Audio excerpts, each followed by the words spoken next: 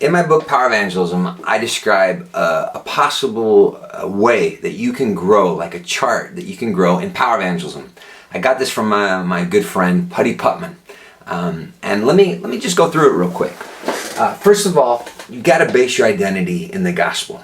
Your identity's got to not be based on how many people get healed when you pray for them. Because sometimes you might see a lot of healings, some days you might see no healing. So know that your identity is not based on your success or what you do, but your identity is based on the gospel, on what Jesus did on the cross for us. And this is so very important, that all that we do emanates from the gospel and flows from that place. So get a good grasp on the gospel. And this is what I really hit on in the first chapters of my book, Power Evangelism, understanding what the gospel is, understanding the love of God, and how that gives us great power to live. Once you understand the gospel and are applying that to your heart, start activating the spiritual gifts that are inside of you. I give schools of prophecy level 1 and level 2, where I activate people in prophesying and getting words of knowledge and healing the sick.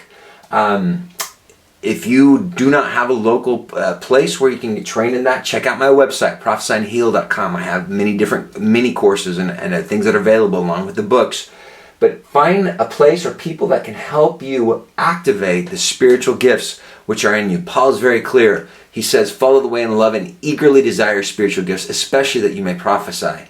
He said, it's good to speak in tongues, but I want you even more to prophesy. So the gifts of the Spirit are available to believers, to Christians, but many people want to, they just don't know how. And that's why it's important to get the gifts of the Spirit activated in your life, if you want that. Step 3 is practice in a safe setting. What do I mean a safe setting? Practice in small groups or prophetic evenings or in church services. Find places where you can step out, where you can make mistakes, you can learn, and you can be encouraged. And that's why it's so important that we create a safe environment where people can not just learn, but they can step out and grow in the gifts of the Spirit. And as you continue to do that, then start practicing in public settings, at your workplace or on the street, or when you see somebody that's sick, ask, "Can I pray for you?" And as you continue to do that, see what happens, see what doesn't happen, learn from it as you're doing it, and as you do that, take bigger risks.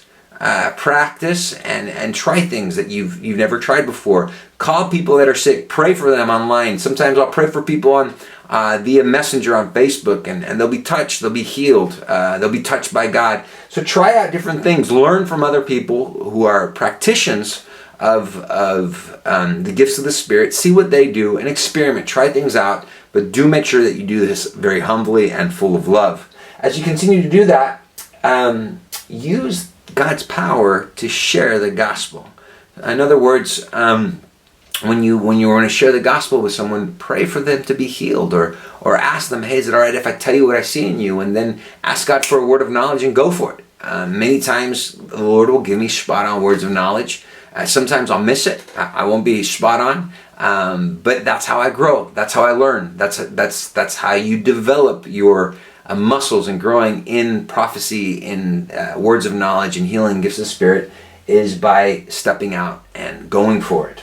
As you continue to do that, the best way to grow in the gifts of the Spirit is to train others. Teach everybody, or teach other people what you've learned. And this is why I'm developing a global network of trainers who can train other trainers, who can train other trainers, who can train other trainers. Because our goal is to form teams that can go out, who can share the gospel, the love and the power of God effectively, that will touch people's hearts and that they will be changed from the inside out.